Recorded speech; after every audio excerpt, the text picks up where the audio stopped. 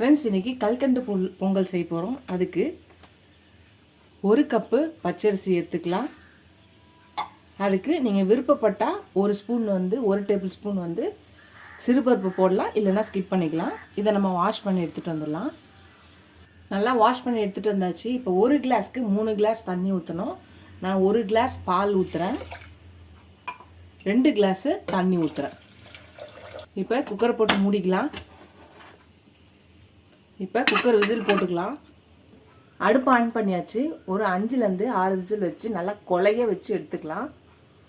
Friends, நம்ம வச்ச பருப்பும் அரிசியும் நல்லா வந்துடுச்சு. இதை நல்லா மசிச்சுக்கலாம். நல்லா கொலன்னு இருக்கணும்.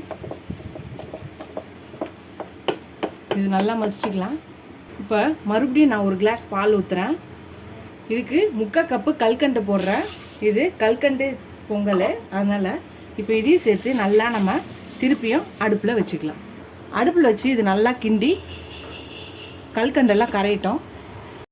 இது நல்லா குழஞ்சி வரணும். அதுக்குள்ளே நம்ம 1 பிஞ்சு சால்ட்டு போட்டுக்கலாம். இனிப்பை இது பண்ணி தரோம்.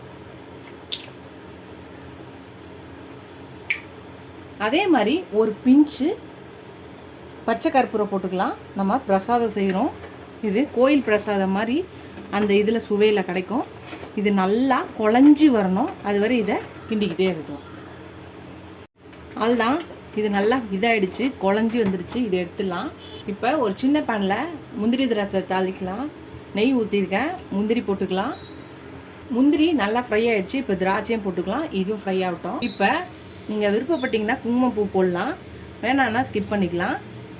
இப்போ குங்குமப்பூ போட்டுட்டு நம்ம வறுத்து வச்சுருக்க முந்திரி திராட்சையை ஊற்றிக்கலாம். இப்போ ஒரு 3 ஏலக்காவை நல்லா நசுக்கு என்று நசுக்கி இந்த இதில் இப்போ இதில் போட்டுக்கலாம். உங்களுக்கு வேண்டான்னு நினச்சிங்கன்னா ஏலக்காவை போட தேவையில்லை. இப்போ இதை நல்லா கலக்கிக்கலாம். அவ்வளோதான், நம்மளோட சிதம்பரம் சிதம்பரத்தில் கோயில் பிரசாதம் ஸ்பெஷல் கல்கண்டு பொங்கல் ரெடி ஆயிடுச்சு. இதுக்காக நம்ம சிதம்பரத்துக்கு வரையும் போக வேண்டிய அவசியமே கிடையாது. நம்ம வீட்லேயே இந்த சிதம்பரம் கோயிலில் கொடுக்குற ஸ்பெஷல் கல்கண்டு பிரசாதத்தை வீட்டிலே செஞ்சிடலாம். கல்கண்டு பொங்கலை கண்டிப்பாக ட்ரை பண்ணுங்கள். ட்ரை பண்ணி பார்த்துட்டு எப்படி இருக்குன்னு சொல்லுங்கள். இன்றைக்கி அச்சய தீர்த்திக்கு பிரசாதமாக நான் செஞ்சுருக்கேன். அச்சய தீர்த்திக்கு கல்கண்டு வெள்ளை பாயசம் செஞ்சு வச்சேன்னா ரொம்ப நல்லது. அதனால் நான் அச்சய தீர்த்திக்காக இந்த பிரசாதம் செஞ்சுருக்கேன். நீங்களே இந்த கல்கண்டு பொங்கலை ட்ரை பண்ணி பார்த்துட்டு எப்படி இருக்குன்னு சொல்லுங்கள். நம்ம சிதம்பரம் கோயிலுக்கே போய் வாங்கி சாப்பிட்டா பிரசாதம் மாதிரியே இருக்கும், அட்டகாசமாக இருக்கும். ட்ரை பண்ணி பார்த்து எப்படி இருக்குன்னு சொல்லுங்கள். ஃபஸ்ட் டைம் சேனலுக்கு சப்ஸ்கிரைப் பண்ணிட்டு பாருங்கள். பிரசாதத்துக்கு ரெடி பண்ணியாச்சு. இனிமேல் சாமி கும்பிட வேண்டியதான். நீங்களே இந்த சிதம்பரம் ஸ்பெஷல் கல்கண்டு பொங்கலை ட்ரை பண்ணி பார்த்து செஞ்சு சாப்பிடுங்க. சாமிக்கு பிரசாதம் பண்ணிவிட்டு ட்ரை பண்ணி பார்த்து எப்படி இருக்குன்னு சொல்லுங்கள். ரொம்ப ஈஸி அண்ட் சிம்பிளான குயிக்கான ஒரு ரெசிபி. இந்த மாதிரி ரெசிபிஸ் பார்க்க என் சேனலை சப்ஸ்கிரைப் பண்ணிட்டு பாருங்கள். ஃபஸ்ட் டைம் என் சேனல் பார்க்குறவங்க இதுவரை சப்ஸ்கிரைப் பண்ண நல்லா ஃப்ரெண்ட்ஸ்க்கு தேங்க்ஸ். எனக்கு என் சேனலுக்கு சப்போர்ட் பண்ணிங்கன்னு நினைக்கிறேன். நீங்கள் எவ்வளோக்கு சப்ஸ்கிரைப் பண்ணி லைக் பண்ணி கமெண்ட் பண்ணிங்களா அவ்வளோக்கு என்கரேஜிங்காக இருக்கும், சப்போர்ட்டிங்காக இருக்கும்.